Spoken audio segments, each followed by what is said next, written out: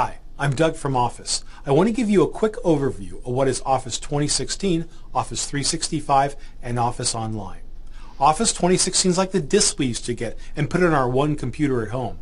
Now, we don't do disks anymore, we do downloads. But the principle is the same, one download per Mac or PC.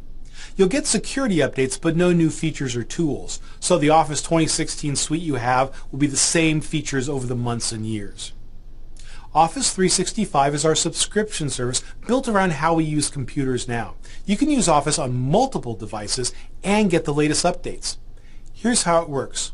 For a low monthly or yearly cost, you get the latest version of Office, which is Office 2016 for Macs and PCs. But you also get updates that include anything from small tweaks to brand new features.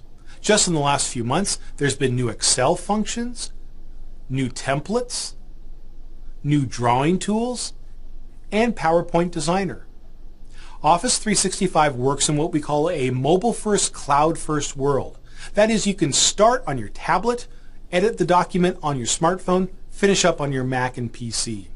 It works that way because we can store files in the cloud and access them anywhere. You get an extra terabyte of storage on OneDrive with your subscription. That's a lot of storage. That's about 300,000 images or 1 million documents, and you can store any type of file. Mobile apps for your tablets and smartphones are free, but you get more robust features with your subscription. You can buy a personal subscription, or with an Office Home subscription, up to 5 people get all the same benefits. Everyone gets the latest version of Office. Everyone can use multiple devices. Everyone gets a terabyte of storage, and everyone gets tech support via phone or chat at no extra charge. If you're looking for something free, Office Online. Free versions of Word, Excel, PowerPoint, and OneNote that anyone can use. Just sign in at office.com to create, share, and collaborate on documents. Now, the Office Online apps are lightweight versions. You don't get all the bells and whistles, but they're up to date. A sharp, clean look at office.com. So, 3 versions of Office. Which will you choose?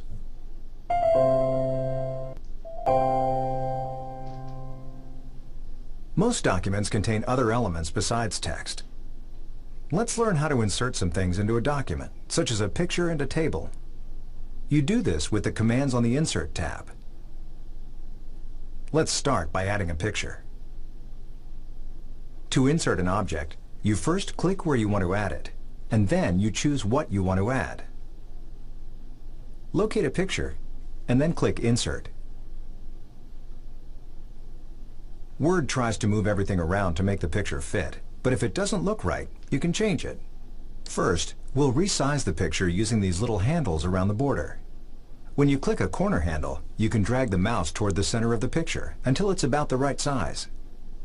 Next, to adjust how the text lines up with the picture, click this button to look at layout options. By default, this option is selected, in line with text. You can click the other options to see what they do. For example, the square option lets the text flow around the border of the picture. Now, click the center of the picture and move it to align the picture with the margins and paragraph.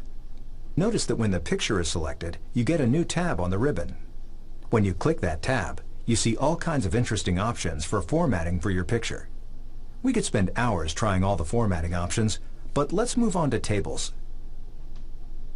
Click where you want to insert a table, and then click Insert.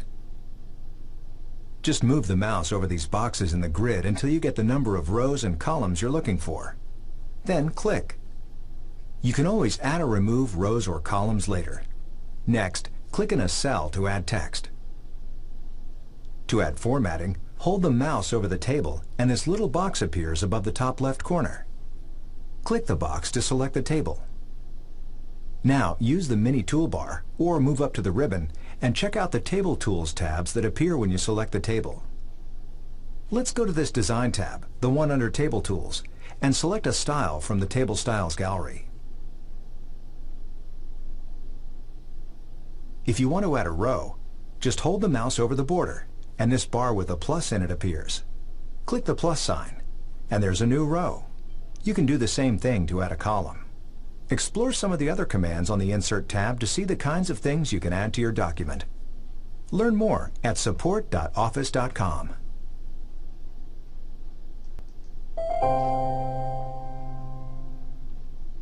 Adding a header and footer to your document can give it a more professional look. Let's add a header and footer, and then learn how to change the default page numbers in those areas of your document. First, click Header on the Insert tab. Scroll through the gallery and select the one you like. Remember, you can always start with one and modify it later. Let's choose Banded. Next, let's replace this text with the title of our document. With the header selected, we get the Header and Footer Tools Design tab. Here, we can change the design of the header. In our document, we don't really need to see the header on the first page. So select Different First Page.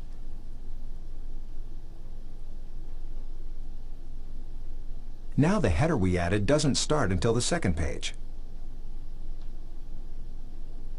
On the second page, click Footer.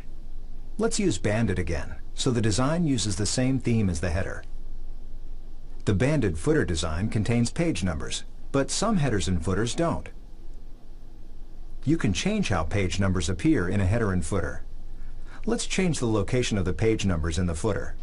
On the Header and Footer Tools Design tab, click Page Number, point to Bottom of Page, and then select Plain Number 1. See how the page number moved to the left? Now click Page Number again, point to Bottom of Page, and then select Plain Number 3. You might have noticed that the page number changed colors when it moved. To change to a color you want, first select the number. Then on the Home tab, select Font Color and select the color you want. I'll pick blue. And here's another way to close the header and footer. Just double-click in the body of the document. Learn more at support.office.com.